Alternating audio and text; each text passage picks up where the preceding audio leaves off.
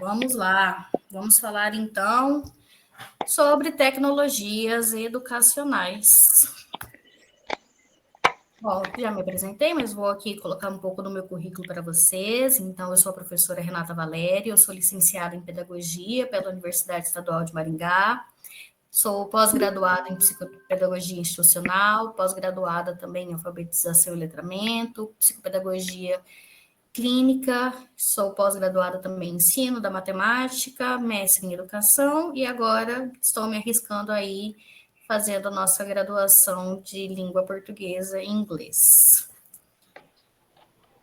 Bom, então, o objetivo na nossa aula de hoje é conhecer um pouco, né, dos conceitos básicos das tecnologias educacionais, explorar as suas aplicações e, de fato, discutir os desafios e oportunidades que elas apresentam para a educação.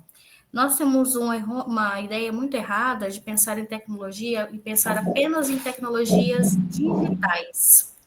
E não é, né? Quando nós pensamos em tecnologias, nós precisamos para além do que apenas as tecnologias digitais.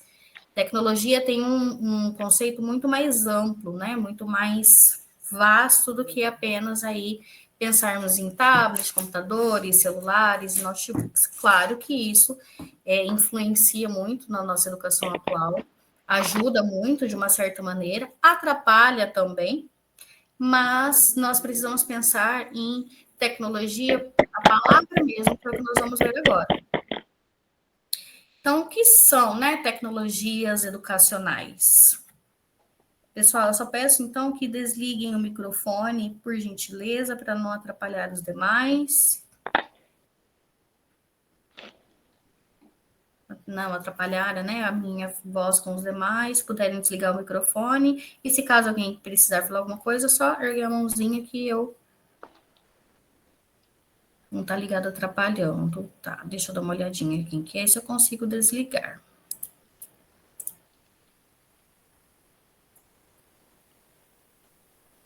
Então, vamos lá. Bom, tecnologias educacionais é todo aquele nosso trabalho que envolve fazer o que é necessário ser feito dentro de uma sala de aula, sempre visando o objetivo de proporcionar aos alunos o nosso melhor. Então, quando nós pensamos em tecnologias educacionais, não é somente o uso do celular em sala de aula, não é somente o uso de computador em sala de aula, televisão, não. Tecnologias digitais, tecnologias educacionais, é tudo aquilo que o professor se propõe a fazer, se propõe a aplicar, se propõe a realmente realizar ali dentro de sala de aula com seus alunos para atingir o objetivo de sua aula. Então, quando nós estamos ali elaborando a nossa aula, no decorrer do nosso planejamento, quando nós estamos organizando a aplicação da nossa aula, nós precisamos pensar assim, qual que é o objetivo que eu quero cumprir com essa aula? Deixa eu pedir um auxílio para a Rafa, porque eu não consigo desligar os microfones. Vou pedir um auxílio para a Rafa. Que eu não consigo desligar os microfones.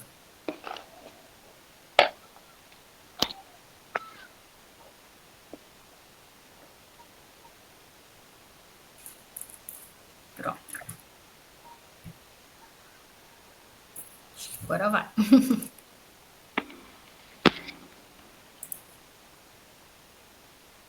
Acho que tem um microfone aberto. Isadora, você consegue me ouvir?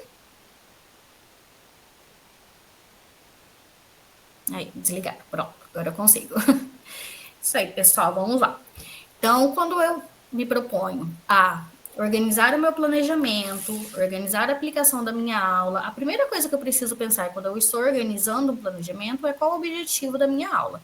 O que eu quero com aquela aula, qual é o objetivo que eu quero atingir com aquela aula. E nisso, eu vou pensar em todos os recursos que eu posso usar na aplicação daquela aula. Então, nesse pensar em recursos, nesse organizar os recursos, eu estou falando em tecnologia. Nossa, mas tecnologia não é só o uso de celular em sala de aula, é só o uso do computador em sala de aula? Não, não é. Então, quando eu me proponho a aplicar aquela aula para atingir o meu objetivo, eu vou pensar em todos os recursos e a melhor maneira para fazer isso. Isso é tecnologia. Isso é tecnologia educacional. O professor está usando os recursos disponíveis para sanar aquelas dúvidas, para atingir aquele objetivo. Então, quando eu falo em algo relacionado à tecnologia dentro da educação, eu não posso me limitar apenas ao uso de celular, tablet e computador. Então, vamos lá. Tecnologia versus tecnologia digital versus tecnologia educacional. A palavra tecnologia, ela vem do grego, que significa tech, que é técnica ou ofício, e logos, que vem do conjunto de saberes.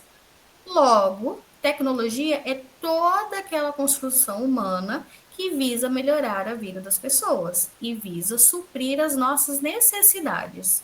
Um estojo é tecnologia? Sim, por quê? Porque surgiu de uma necessidade e surgiu para suprir uma necessidade. Então, tecnologia é aquilo que o ser humano constrói, já construiu, constrói e ainda vai construir para facilitar a nossa vida, para melhorar a nossa condição de vida. Então, tudo aquilo que nós temos atualmente é chamado de tecnologia. Um estojo, um caderno, uma garrafa, uma panela, porque de um determinado momento de necessidade humana surgiu então uma ideia, surgiu uma construção que fez com que surgisse então algum produto para facilitar a vida das pessoas. Então, este é o significado de tecnologia. Quando eu me refiro à tecnologia digital, aí sim eu estou me referindo às ferramentas que engloba todo o mundo digitalizado. Inteligência artificial, aplicativos, realidade virtual, computadores, smartphone. E aí sim, tecnologia digital, eu me refiro a essas ferramentas que englobam então todos esses dispositivos que eu utilizo no meu dia a dia, que eu utilizo no meu trabalho, que eu utilizo para o uso pessoal. Então, a tecnologia digital, ela está muito presente em todos os momentos da nossa vida, seja dentro das nossas casas ou no nosso trabalho. Então, quando eu estou usando o computador, quando eu estou usando o celular, quando eu faço o uso da inteligência artificial, quando eu faço uso, então, de algum aplicativo específico, eu estou me referindo, então, às tecnologias digitais que é inegável a sua importância. Nós devemos sim dar a importância necessária para a tecnologia digital, mas nós devemos pensar que nem todos os nossos alunos terão acesso ao uso do celular, ao uso do computador, à internet. Então, a gente precisa, enquanto professor, sempre ponderar o uso da tecnologia digital. Né? Aposto que vocês já passaram ou conhecem alguém que já fizeram muito sacrifício para conseguir estudar, para conseguir ter o acesso à internet, porque por mais que muitas pessoas pensem, todo mundo tem acesso à internet hoje em dia, não é a realidade do nosso país, né? Ah, todo mundo tem celular hoje em dia? Também não é a realidade do nosso país. Então, o professor, ele precisa, em primeiro lugar, conhecer a sua turma. E quando eu digo conhecer a sua turma, é de fato conhecer as necessidades daquela turma, é de fato conhecer quais são as possibilidades e oportunidades que eu posso com aquela turma. E eu estou falando isso desde a educação infantil até o ensino médio. Seja um professor específico de matemática, específico de geografia, de história, não importa a disciplina que aquele professor lecione, ele precisa conhecer a sua turma, ele precisa conhecer a realidade da sua turma para que ele consiga, então, observar como ele vai poder trabalhar, como ele vai poder aplicar as suas atividades, as oportunidades que ele pode oferecer para aquela turma, os recursos que ele pode levar para aquela turma. Porque, assim, pessoal, nós precisamos pensar que um recurso que eu penso para uma turma não vai funcionar para todas as outras. Cada turma é única, cada turma é um estilo.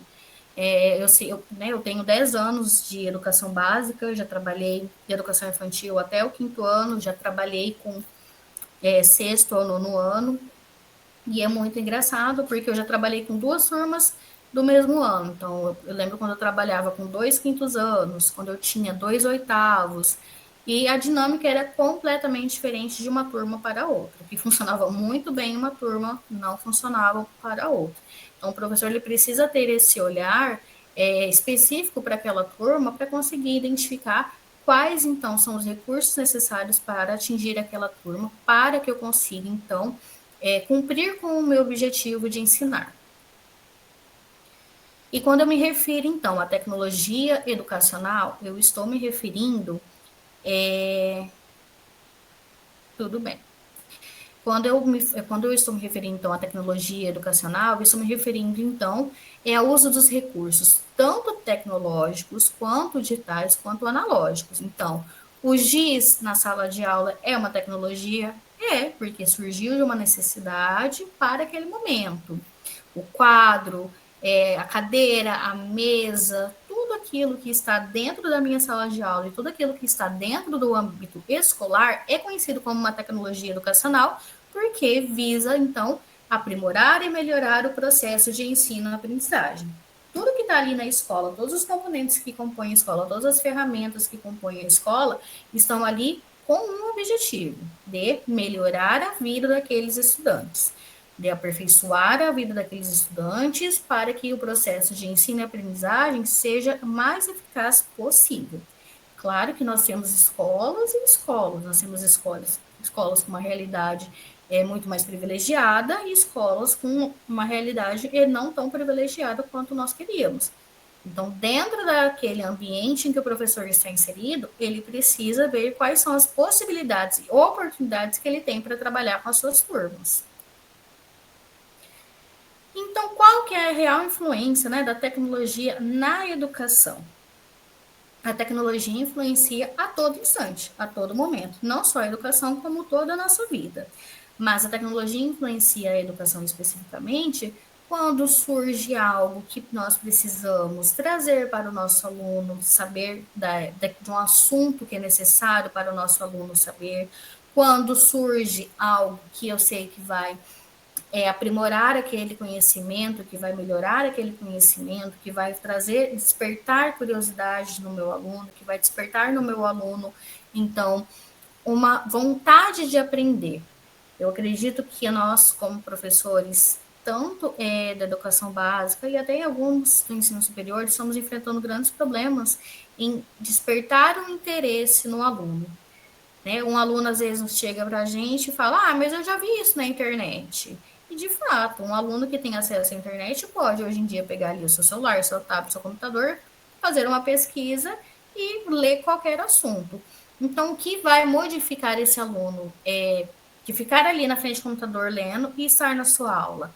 É a interação que você terá com o seu aluno, é a interação que você terá com ele, é o olhar que você terá para ele, a afetividade que faz parte total do nosso trabalho, seja uma professora de educação infantil, seja um professor do ensino médio. Eu acredito até que o ensino médio tem que ter um olhar muito diferenciado, porque são adolescentes que muitas vezes não conseguem pedir ajuda, são adolescentes que muitas vezes não conseguem expressar o que estão sentindo, não conseguem expor as suas ideias de uma maneira organizada, e o professor será ali a sua base para que ele consiga se desenvolver da melhor maneira. Então, a tecnologia dentro da escola, ela vem para somar. E o professor também precisa ter esse equilíbrio para trabalhar tantas tecnologias, seja de um jogo, uma dinâmica, uma brincadeira, quanto o uso da tecnologia digital, que são os recursos com o celular, tablet, computador. Inclusive, vou apresentar para vocês hoje duas plataformas que eu utilizo muito e que são muito legais, que você pode explorar com os seus alunos. Mas caso eu trabalhe em uma escola e eu não tenho acesso à internet naquele momento, eu não consigo usar o computador, os meus alunos nem todos têm celular para trazer, a escola não tem tablet, enfim, uma outra realidade. Isso vai impedir com que eu faça uma aula diferenciada? Isso vai impedir com que eu faça uma aula que tenha tecnologia? Não. Nós vamos usar recursos analógicos, nós vamos trazer para o concreto ali algo da matemática, com jogos, brincadeiras, dinâmicas, experiências, proporcionar para aquele aluno, aquele momento que ele está em sala de aula, o melhor para ele e que aquela aprendizagem faça sentido. Eu entendo que muitas vezes nós temos inúmeros obstáculos enquanto professor tanto pela nossa rotina exaustiva, quanto a falta de interesse dos alunos, a falta de suporte, de apoio, muitas vezes por parte da equipe pedagógica, mas ao propor fazer algo para os nossos alunos e ao propor ser professor, nós precisamos fazer isso com excelência. E fazer isso com excelência, então, é entender que eu vou enfrentar muitos obstáculos, vou, sim, com certeza, colher muitas coisas boas, porque os nossos alunos, eles refletem aquilo que nós deixamos neles. Então, quando eu me proponho a organizar uma aula, a planejar uma aula com o uso de recursos diferentes, com o uso, então, de tecnologias diferentes, eu atraio a atenção daquele aluno, eu chamo a atenção daquele aluno para a minha aula e eu consigo, então, ali me conectar com ele. Claro que nós precisamos pensar que toda aula vai ser legal e divertida e bacana e cheia de dinâmicas e jogos e afins. Não. Nós teremos aulas expositivas que talvez não serão tão atrativas, nós teremos aulas com atividades que eles vão precisar requerer muito mais atenção ali, mas cabe a nós, então, preparar o melhor para o nosso aluno. Bom, para então compreender sobre o uso das tecnologias, eu preciso falar sobre políticas. Por quê? Porque é a forma como nós organizamos dentro e fora de sala de aula as nossas vidas. Então, nós temos sim as políticas públicas que propõem tecnologias, como são vistas e como são aplicadas dentro de sala de aula e na toda a organização escolar. Quando os documentos como Constituição Federal, Lei de Diretrizes e Bases de Educação, Plano Nacional de Educação, trazem a palavra tecnologia, traz com um significado amplo. Ele traz ali como realmente é o significado de é aquilo que o professor precisa fazer para atingir o seu aluno. Quando ele traz tecnologias digitais, ele propõe que todas as escolas precisam ter acesso à internet e precisam ter suporte para isso. As tecnologias digitais, então, elas vieram realmente para somar, teve um crescimento, né, no período pandêmico.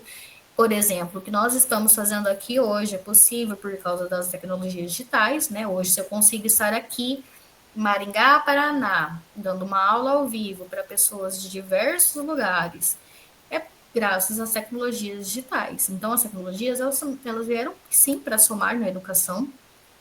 Nós temos aí plataformas maravilhosas, que é o Google Meet, o Google Classroom, que são plataformas excelentes, que ajudam muito, né? A própria plataforma do EAD, né, do Moodle, também são plataformas excelentes que nos ajudam a ter uma comunicação à distância com pessoas de diferentes locais. Mas nós também devemos ter total cuidado com o uso das tecnologias, principalmente dentro de sala de aula. Bom, então, como eu já comentei com você, são documentos, né, a Constituição de 1988, Lei de Diretrizes e Bases de Educação, que é a LDB, o Plano Nacional de Educação, que é de 2014 a 2024, porém foi estendido para este ano. Então, o Plano Nacional de Educação ele foi estendido até dezembro de 2025 para tentar cumprir com todos os seus objetivos e atingir todas as suas metas.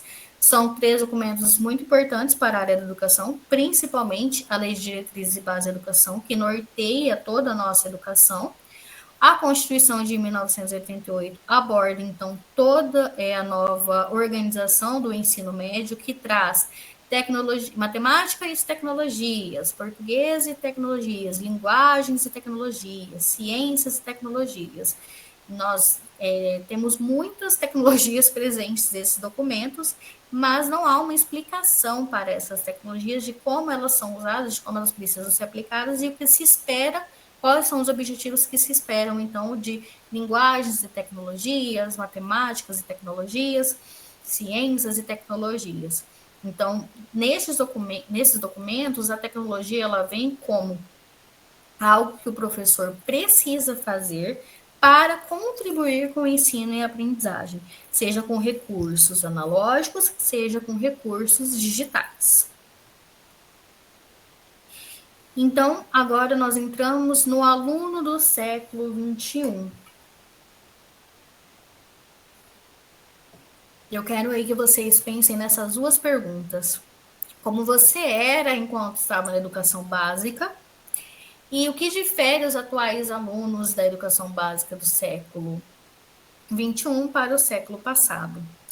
Então, quando nós paramos para pensar como nós éramos na época da educação básica, não tinha celular, pelo menos na minha época, eu vou dizer então assim por mim, no meu auge, os meus 32 anos, nós não tínhamos celular, não tínhamos acesso a tablets, nós tínhamos uma vez por semana aula de informática. Alguém aí é dessa época que o professor pegava todos os aluninhos e levava para a sala de informática, aí ele abria.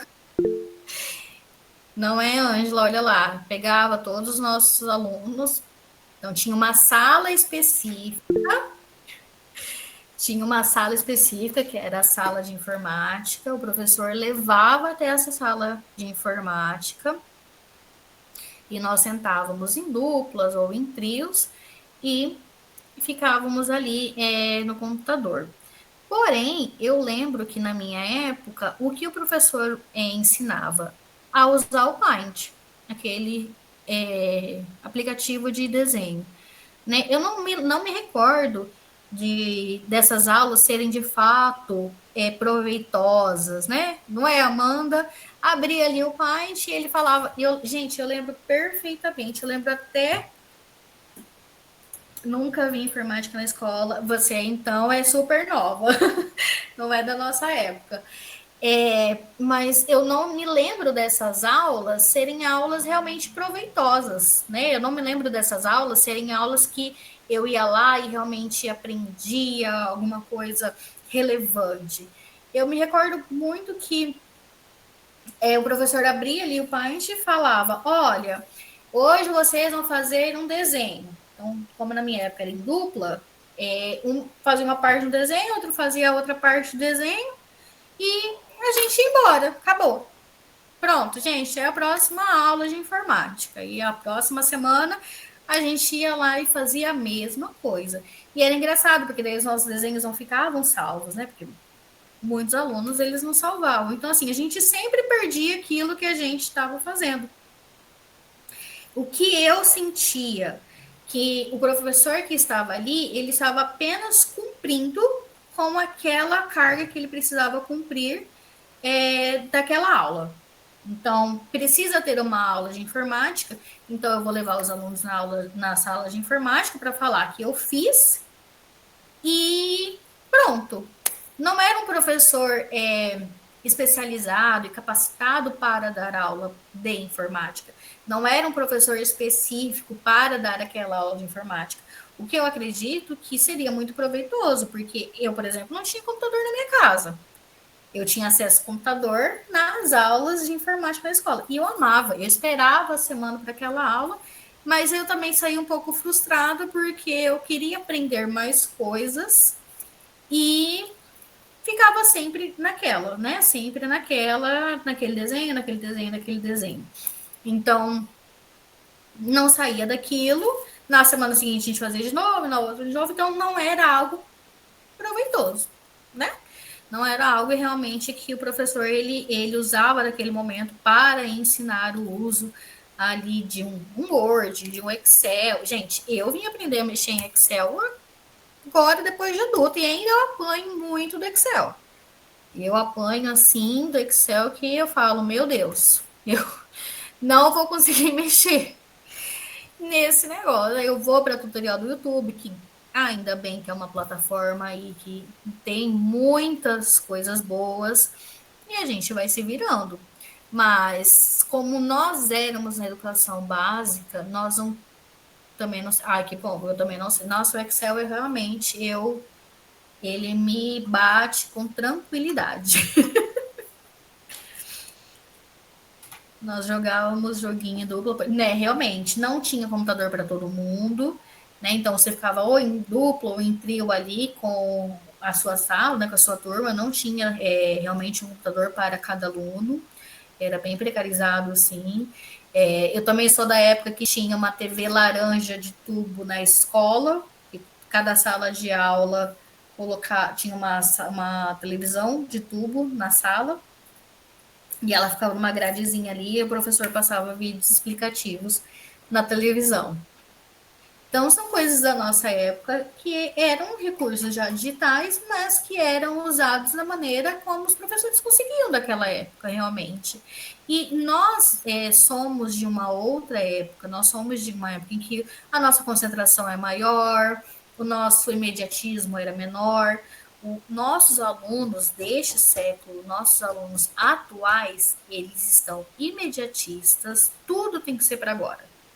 Tudo tem que ser agora, eu quero tudo agora, eu quero a resposta agora, eu quero fazer agora, tudo é o agora.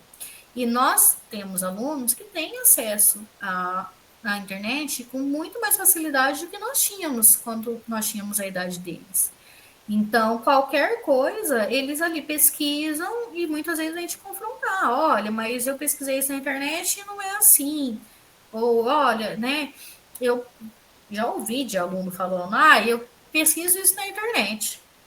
E aí foi quando eu tive que realmente reorganizar a minha rota enquanto professora da educação básica, enquanto professora ali de uma turma de 9º ano que está indo para o ensino médio, eles já estão passando naquela fase de que eu não sou mais criança, eu vou virar adolescente. E eu tive um estalo ali, pensei, não, eu vou ter que recalcular a rota porque os nossos alunos estão diferentes. Os nossos alunos, eles não são mais os mesmos nem de 4 anos atrás. Né? Nós não temos mais os mesmos alunos, é outro perfil. Então, um perfil de um aluno muito mais rápido, muito mais antenado nas coisas, é muito mais curioso e quer explorar mais coisas, mas ao mesmo tempo nós precisamos dosar ali, porque o ambiente escolar ele requer o tempo dentro do ambiente escolar. Então, nós precisamos recalcular a rota quantas vezes forem necessárias, reorganizar o nosso planejamento quantas vezes forem necessário, mas sempre visando que a escola tem uma rotina, a escola tem uma organização. Bom, então como que a tecnologia era aplicada na época? Muito obrigada. Na época em que você estava cursando educação básica e como ela é aplicada hoje, que foi um pouco que nós conversamos, e o que modificou na educação com os avanços tecnológicos e o que permaneceu. Gente, eu amo esse meme desse Masterchef, eu adoro o jeito que ele fala, adoro ele. Ele sempre dá uns puxões de orelhas muito bons, eu gosto muito. Mas então, como nós estávamos falando, a tecnologia, pensando na tecnologia digital, na nossa época era isso, era sala de informática. Pensando em tecnologia analógica, o que o professor fazia ali para atrair a nossa atenção, eu tive bons professores que sempre visavam trazer tudo para o concreto. Claro que também tive muitos professores que não faziam tanto questão assim. E é muito engraçado, porque muitas vezes a gente para e pensa, mas tudo cai no colo do professor? É tudo só o professor? Não, né? Não é. A equipe pedagógica é essencial para esses momentos de organização de planejamento, de organização e aplicação de atividades, de recursos. Mas muitas vezes isso é o que mais falta dentro das escolas, um suporte por parte da equipe pedagógica. E o que modificou e o que avançou? Avançou muitas coisas, né? Muitas coisas se modificaram no decorrer de todos esses anos. Eu vou pegar de 2020 para cá, em que eu, professora Renata, dentro da educação básica, enfrentei muitos desafios. Período pós-pandemia, confesso que eu enfrentei muitos desafios dentro de sala de aula quanto ao uso dos avanços tecnológicos, principalmente de recursos digitais. Porque nós tínhamos, então, alunos que não queriam mais ficar sentados, que a todo momento queria ficar usando o celular, que o tempo de concentração mínimo, assim, foi um período, assim, traumatizante para quem passou. Eu tenho certeza que todo professor saiu aí ou fazendo terapia ou tomando tarja preta nesse período. Mas mudaram muitas coisas, né? Nós ouvimos muito, e eu tenho certeza que vocês já devem ter ouvido essa frase, que é: o professor precisa se reinventar. O professor precisa inovar, o professor precisa mudar. Tá, mas inovar o quê? Mudar o quê? Porque o professor precisa mudar, mas o conteúdo mudou? Houve uma reformulação dos conteúdos a serem aplicados em cada faixa etária? A escola em si modificou? Ensino reforço, criança querem estar brincando, mexendo no celular, sim. Ó, a irritabilidade, exatamente, crianças muito mais irritadas, crianças com menos tolerância à frustração, então, principalmente a tolerância à frustração foi lá para o zero. Não pode se frustrar, não pode ouvir um não, tem que ser do jeito que ele quer. E eu entendo que a pandemia ela mexeu com todo mundo. Ninguém saiu 100% como era. Ninguém, né? Mas foi muito difícil para quem estava na área da educação. Eu me recordo na época que eu estava com 10 turmas, assim, dando aulas online, e tinha hora que eu falava, meu Deus, eu vou surtar. E quando voltamos para a sala de aula, que nós voltamos com o rodízio, tinha aluno que chorava porque tinha que escrever, tinha aluno que levantava e saía sem pedir permissão. Então foram assim, períodos que nós precisamos realmente de nos readaptar a tudo isso. O que a psicopedagogia pode fazer? Peraí que eu já leio a sua pergunta, que eu achei interessante essa pergunta, eu já consigo voltar nela para ler. Então, assim, são alunos que vieram muito diferentes. E aí, essa questão do, o professor precisa se reinventar, o professor precisa se reorganizar, o professor precisa se inovar e tá. Mas o professor sozinho, ele não vai conseguir. Ele não vai conseguir. Porque o professor pode levar todos os recursos do mundo. Se não tiver uma conexão com a sua turma e não tiver um apoio pedagógico, não adianta. Nós precisamos realmente pensar que, se o professor precisa se reinventar, a escola também precisa. Nós temos aí escolas que, né, na verdade, nossa educação em geral, não tivemos nunca uma reformulação de conteúdos efetivamente com qualidade para essas crianças. Nossas crianças continuam muitas vezes aprendendo coisas que de fato nunca usarão para a vida, enquanto conteúdos extremamente importantes ficam fora. E aí nós temos escolas particulares que batem em cima desses conteúdos que são realmente relevantes e escolas públicas ficando, infelizmente, cada vez mais precarizada e o professor cada vez mais adoecido. Bom, a diferença então de plataformas e aplicativos. Plataformas são ambientes digitais que permitem então a conexão entre outros usuários e serviços. Eu coloquei aqui Instagram e TikTok, que estão o que, né, muitas pessoas conhecem, mas nós temos aí o YouTube também. E nós temos diversas outras plataformas maravilhosas para atualmente usarmos como recurso pedagógico. Aplicativo é então mais específico, né? Ele é projetado para realizar então tarefas específicas em um dispositivo. Eu coloquei o Duolingo, que eu acredito que quase todo mundo conheça. Quem não conhece, vale super a pena. É um aplicativo que ensina idiomas. Eu sempre entro, faço, saio, volto 3 semanas e assim vai. Mas é um aplicativo muito legal. É um aplicativo que vale super a pena usar. Baixar aí no celular para aprender o básico de alguns idiomas. Eu adoro esse passarinho do Duolingo, gente. Tá, mas e na área da educação? Eu peguei aqui da plataforma do Estado do Paraná algumas plataformas que os professores do Estado podem usar para o ensino médio. Então, essas são algumas plataformas que são disponibilizadas pelo governo do Estado do Paraná para auxiliar, então, na educação do ensino médio, principalmente. Eu quero deixar claro aqui uma coisa. Essas plataformas, na teoria, são todas incríveis. Na prática, muito se pega ali, né? Muito se deixa a desejar de materiais, de suporte, de professores preparados. Nós estamos aí lidando na educação, no ensino médio, principalmente, né?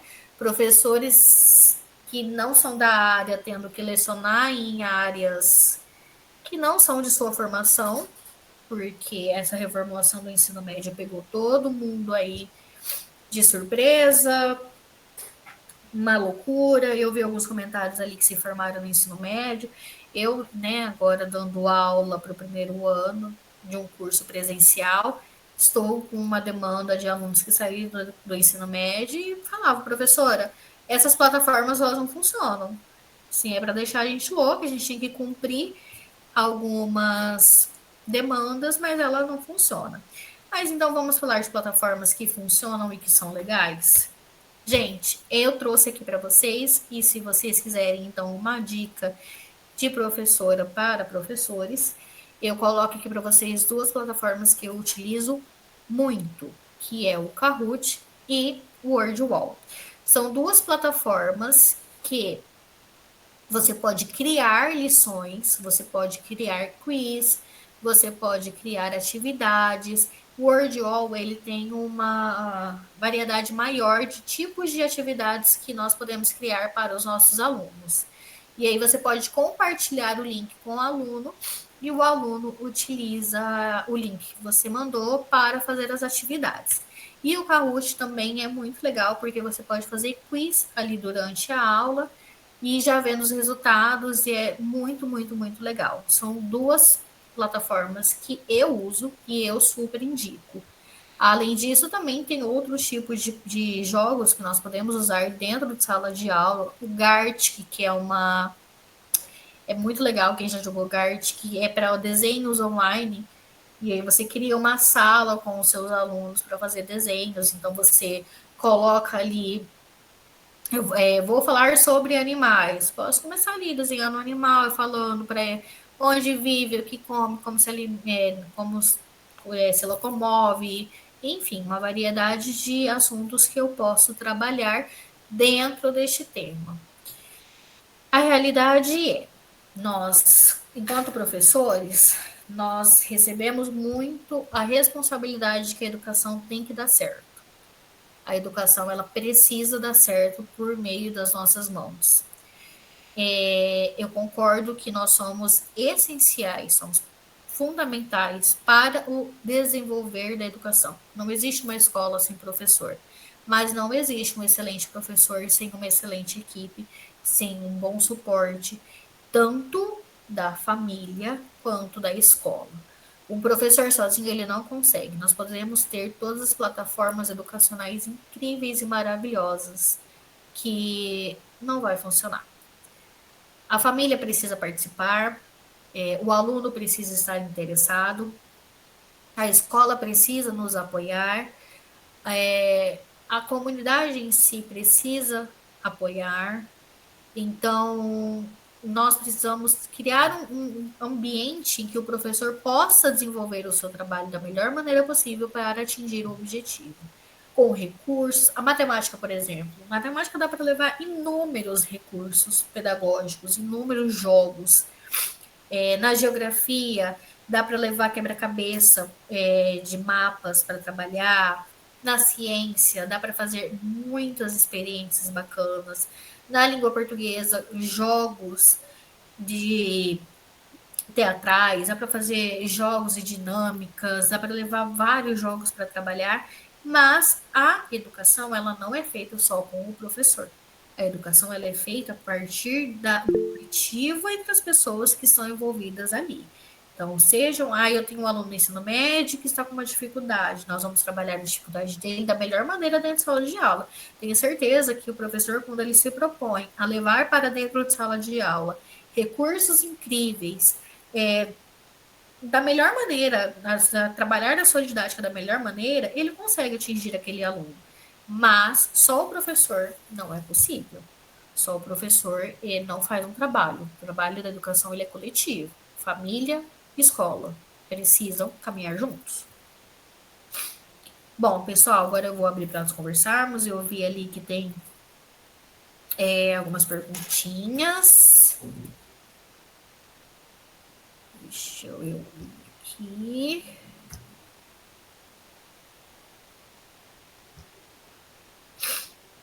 Deixa eu ler as perguntinhas, que eu adoro ler as perguntinhas. Terminei. Alguém gostaria de falar, de abrir o microfone, falar, expor alguma experiência? O que a psicopedagogia pode fazer para ajudar, mais na área da saúde e na área da escola? Qual é a diferença da saúde e da escola? Tiele, a psicopedagogia, ela não. Agora, algumas escolas estão incluindo ela dentro do ambiente escolar, mas ela é um trabalho feito à parte da escola. Trabalha-se junto com o professor. Então, uma mãe chega até uma psicopedagoga com uma queixa, e aí esse profissional irá trabalhar então com a criança em conjunto com a professora para atender as demandas.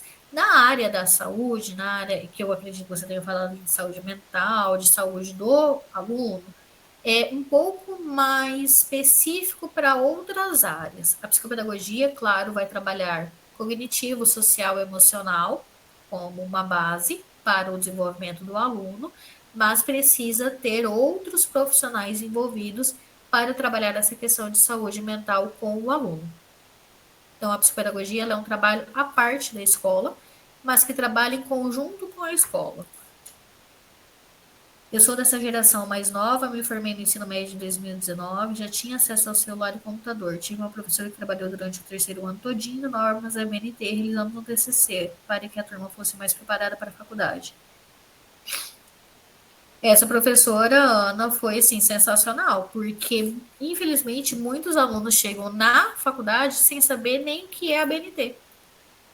E quando precisa realizar uma escrita, é uma escrita muito crua, é uma escrita que tem muito daquele escrever como falo, daí, assim, então não é uma escrita fluida, não é uma escrita. Então, essa professora que trabalhou foi sensacional. Infelizmente, a carga cai toda sobre o professor, realmente, infelizmente, o que eu acho extremamente errado, porque só o professor não faz a educação. O professor, ele é uma ferramenta importante, mas ele não é o único. Terminei o ensino médio ano passado, de escola pública, o ensino médio foi terrível, já que os professores que não foram capacitados para o uso das tecnologias, que implantaram. Mariana, eu imagino. Eu imagino que deve ter sido terrível, porque o ano passado e o ano retrasado, o ensino médio teve toda aquela reformulação de uso das plataformas do governo. E aí eu lembro que quem souber além disso pode me corrigir ou pode abrir para falar, mas eu lembro que precisava se fazer então redações e colocar nessas plataformas. Só que quem ia corrigir essas redações nessas plataformas, né? Quer falar, Mariana? Pode falar? Oi, tudo bem, Renata? Tudo Boa bem. noite. Ano passado, né, eu sempre estudei em escola pública e depois da pandemia foi muito diferente. Porque quando eu estava na pandemia, eu estava no oitavo ano. E, eu não conseguia participar das aulas online, porque era muito difícil. E eu sou daqui de São Paulo. E aqui a educação não está muito boa, porque também a gente não tem um grande investimento e tudo mais, e as escolas daqui são precárias. Mas o que eu vi do ano passado foi que tinham muitos professores, muitos, que não eram especializados na área, assim, em algumas matérias. Igual teve um professor meu que a gente tinha que ajudar ele a dar aula de tecnologia, porque ele não conseguia mexer no computador. E aí era muito difícil. E aí as escolas, eu penso assim, que o governo, né, quer contratar professores, mas não quer capacitar eles, entende? E isso atrapalha muito também, porque desanimava muita gente. E aí eu tive uma professora de inglês que a gente tinha uma plataforma que era para isso. Ela não ensinava como pronunciava as palavras nem nada. Ela só passava a plataforma porque a gente tinha uma meta a bater dessa plataforma, entendeu? Então, assim, era muito complicado. Porque aí ela queria forçar a gente a utilizar a plataforma de todas as maneiras possíveis. E às vezes a gente não tava com celular, às vezes não tinha tablet suficiente para a escola toda. E era muito difícil, muito difícil. E a gente sempre acabava com nota baixa por conta disso. Entende? Então, assim, eu penso que o ensino de hoje na escola pública ele está muito precário, tanto na capacitação dos professores quanto essa questão. Agora, eu não sei mais como que tá, né? Porque teve essa nova lei que tira os celulares e apenas os aparelhos, né, do colégio e tudo mais. Os Mas é celulares isso. eles ainda podem ser usados com fins pedagógicos, né? Mas eu tenho certeza que muitos professores ainda têm medo de pedir mesmo com fim pedagógico, porque a gente sabe como são alunos. Mas, Mariana, o que você falou me chamou muita atenção de que vocês tiveram que ajudar um professor. E é muito real. As plataformas existem, existem plataformas sensacionais, mas não existe professores capacitados para trabalhar nem com essas plataformas e nem com a nova configuração do ensino médio. A falta de professores preparados para trabalhar com a nova configuração do ensino médio chega a ser assustadora, porque mudou-se toda a configuração do ensino médio, porém não pensou em nenhum minuto, não pensaram em nenhum minuto na organização do quadro de professores. Então, são professores que estão atuando em áreas que nunca atuaram, são professores que estão atuando em áreas que não são formados para isso, e acaba realmente precarizando ainda mais as escolas públicas, que nós sabemos que as escolas particulares, elas correm atrás, né? Elas correm atrás de buscar recursos, de capacitar professores, elas correm atrás. A escola pública, infelizmente, ela está ficando cada vez mais precária, e professores sobrecarregados e desanimados. Não culpo nenhum professor por isso, porque eu acho que é falta de incentivo por parte do governo, sim. E não estou falando só de governo do governo atual, eu estou falando da política em geral no nosso país, que sempre viu a educação como um gasto e não como um investimento. E então acaba que realmente é desanimador. Ângela, você levantou a mão, quer falar? Ah, sim, o microfone tá pegando? Tá, tô te ouvindo. Tá, obrigada. Eu acho que eu terminei o ensino médio mais ou menos em 2018, por aí, pouco antes da pandemia, né? E eu fiz formação docente junto com o magistério, que é o magistério mais o ensino médio, foram 4 anos. Então a gente tinha como se fosse um resumo, por assim dizer, de algumas matérias que seriam ensinadas na faculdade. E eu tinha uma professora que ela era de metodologia do ensino de matemática. Ela dava essa matéria e mais algumas outras do nosso curso de formação. Essa professora, eu acabei descobrindo mais depois que ela não tinha, digamos assim, a formação necessária para passar para gente o ensino, porque ela pedia para a gente fazer uns planos de aula para ela aplicar depois, porque ela não sabia como, assim, ela pedia, você pode fazer um plano de aula sobre fração, só que você tem que usar essas tecnologias de hoje em dia. E a gente fazia o plano de aula, ela corrigia, copiava esse plano e depois ela aplicava em outra turma. E eu Meu só Deus. fui descobrir isso depois que eu saí da escola. Chega a dar uma palpitação no coração. Mas é assim, até ficar sem palavras, Ângela, mas é realmente porque são professores que foram colocados para dar disciplinas das quais não eram preparados para. É Ronise? É isso? É Ronise?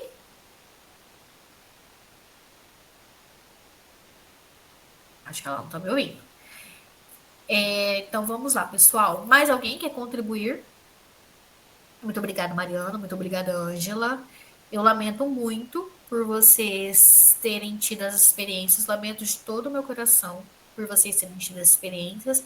Mas nós podemos pensar assim: vocês estão na área da educação e agora podem fazer diferente. E olha como o professor marca a vida de uma pessoa, né? Como nós professores temos essa importância. Cortella já disse que, né, nós somos a profissão que eles atravessam a rua para abraçar, que eles atravessam correndo para dar oi, para conversar, e que acham que a gente mora na escola. Eu acho o máximo quando estamos ali com os pequenininhos e eles falam: mas você não tem casa? Você mora aqui? E com o ensino médio é fantástico trabalhar também essa troca que nós temos com o ensino médio, eu acho fantástica, porque é uma geração nova, uma geração aí que está vindo cheio de ideias, mas que também está vindo bem perdida. Ana, pode falar, estou te ouvindo. Eu estava em dúvida até se eu ia comentar, mas sobre isso que você falou, é uma coisa que eu tive extremos no ensino médio, né? Então, por exemplo, eu fiz o ensino médio em instituição pública, mas era ETEC. Então, eles cobram um TCC, tem toda uma cobrança em cima, eles precisam cumprir um plano, por isso eu tive uma professora que trabalhou muito com a gente, a ABNT, essas coisas, e formação. Mas, ao mesmo tempo, eu tinha uma professora de história que ela tinha 82 anos na época, mais ou menos. Então, assim, ela era a história viva, literalmente. Ela fez história na USP na época da ditadura. Então, a aula dela era muito maravilhosa em termos de comunicação. Mas, por exemplo, de atividade prática, era o tipo de professora que a nossa prova era feita à mão. Entendeu? Então, a gente pegou, assim, dois extremos.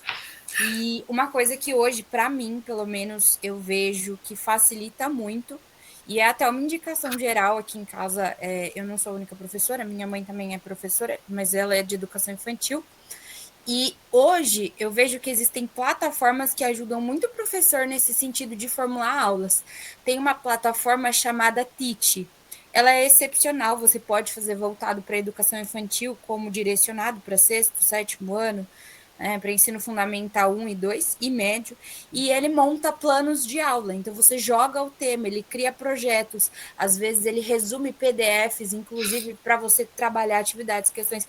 Então, hoje, por mais que nós vejamos um cenário muito difícil em sala de aula, porque não dá para dizer que é um cenário fácil, é bem complicado.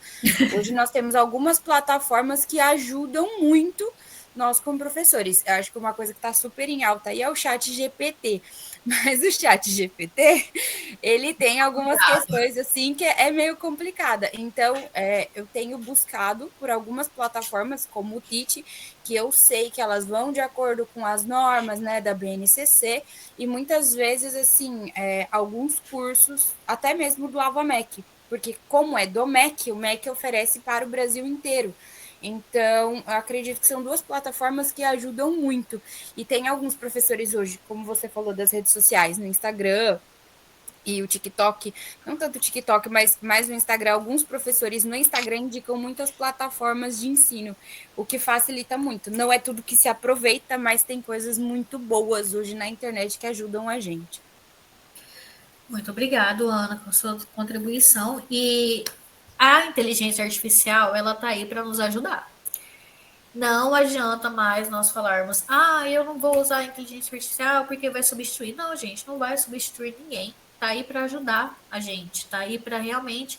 A Ana pontuou sobre o site que ajuda no plano de aula. Tem vários, existem vários modelos. O que cabe a nós é fazer o quê? Filtrar. A inteligência artificial está para nos ajudar, as plataformas educacionais estão aí para nos ajudar. O Instagram tem muitos professores que postam conteúdos excelentes, que fazem lives dando dicas. O próprio TikTok, se você souber filtrar, tem professores e tem outros profissionais de outras áreas também excelentes. O YouTube tem aí uma galera maravilhosa com dicas incríveis. Então a questão é saber como usar. Então, se eu não sei, eu vou pesquisar, eu vou atrás, eu vou em busca de como fazer, é usar a tecnologia digital em prol do nosso trabalho, a favor do nosso trabalho. E não falar, eu não vou usar porque eu não consigo, eu não sou dessa época. Eu acho que não tem como ser um professor assim atualmente. As plataformas, até o chat GPT, dá para usar? Dá para usar, para melhorar ali, para organizar, para fazer. Então, assim, não tem como usar ele, claro, como apenas uma base. E é isso que é o certo. Você pode usar ele para te auxiliar, mas para fazer o seu trabalho inteiro, o chat GPT não dá, não, gente. Esses dias eu coloquei lá assim, o valor do salário mínimo no Brasil deu R$ 1.200. Então ele está bem desatualizado. Então tem coisas que precisam. O governo tinha que fazer uma capacitação. Karen, você tá aí ainda? Tá por aí ainda, Karen? A Karen colocou ali no comentário, né? Que ela que trabalha no administrativo numa escola, os professores sempre pedem ajuda até para ligar a televisão. E é muito real. Eu atualmente acompanho o estágio de alguns alunos em uma escola e tem muitos professores que eles não conseguem ligar o computador. Eles não sabem. E não são professores antigos, não, tá? São professores novos. Né? Ligar o computador, acessar um site. Então, assim, nós também precisamos começar a correr atrás para fazer o nosso trabalho melhor. O chat GPT se limita. Tá. Realmente, o chat GPT ele não atualizou. Inclusive, tem uma galera em cima disso para atualizar os dados. Deixa eu ver o que mais tem aqui. Fora que todos os desafios do dia a dia. Tem o novo desafio de crianças com neurodiversidade. Sim, muitas crianças neurodivergentes dentro de sala de aula. Muitas. E muitas escolas com professores que não estão preparados. Eu acho que nós deveríamos ter um momento para falar só sobre isso, sabia? Nós deveríamos ter um momento para falar sobre essas crianças neurodivergentes em sala de aula. Porque aumentou muito. Nós temos aí salas de aula que tem 30 alunos e nós temos 5, 6 autistas. E aí nós temos mais 3 com laudos de TDAH, enfim. Mas eu acho que é uma aula que vale a pena considerar a dar, porque nós precisamos falar dessas crianças em sala de aula e os desafios para os professores. Pessoal, mais alguém? Ronise, você ficou com a mãozinha levantada, não sei se você ainda está me ouvindo, se quiser contribuir. Mais alguém, se quiser contribuir. Precisamos, não é, Eliane? Precisamos de uma aula para falar sobre. Porque, assim, não tem como, né? Falar que não tem. Tem muitos professores precisam de capacitação para lidar com esses alunos. Nós precisamos marcar um momento para falar sobre alunos neurodivergentes. Valquéria, é isso? Quer falar? Pode falar, estou te ouvindo. Oi, professora, boa noite. Boa noite. Então, professora, eu tive... Quando eu comecei a cursar pedagogia, eu terminei o ensino médio no ano de 2019. Porém, no meu ensino médio, ensino fundamental, eu não tive muito acesso à tecnologia, nem na escola, nem em casa, por uma ser zona rural. E naquela época, a internet não era tão fácil, né? Sim. Para a gente poder acessar. Quando eu terminei meu ensino médio, eu tive uma dificuldade muito grande, porque eu era muito por fora da tecnologia dessa parte, porque eu não tive o convívio nesses anos todos de escola. Aí eu fiz o cursinho, eu consegui aprender o médio, né, pode-se dizer. Mas quando eu comecei a cursar a pedagogia, que eu fui para a plataforma, para mim foi uma coisa completamente nova, né? Porque eu nunca tinha acessado uma plataforma para ensino, para estudar por ela. Porque no meu tempo não tinha um conhecimento disso, né? Aí, inclusive, eu até falei para a coordenação do nosso curso, da nossa cidade, que estava tendo uma dificuldade, porque a plataforma ela tem muito conteúdo e é muitas áreas. Se a gente não tiver um conhecimento muito bom de tecnologia, a gente não consegue acessar os conteúdos, colocar certificado, essas coisas do tipo, né? Mas para a gente que mora em zona rural, se torna mais difícil do que o pessoal da urbana, né? Que mora na cidade. Porque tem esse problema grande em relação a isso. A tudo ser mais difícil, né? A tudo ser mais complicado. Na época da pandemia mesmo, aqui a senhora falando aí, do jeito dos alunos, para nós aqui foi uma dificuldade enorme. Graças a Deus eu não estava mais estudando em escola nesse tempo, mas tinha sobrinho, pessoas conhecidas, né? Um problema grande porque a maioria dos pais não tinha acesso à tecnologia em casa para poder auxiliar.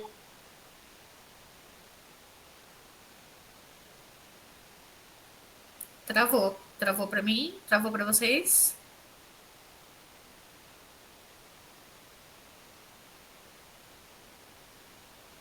Travou, né?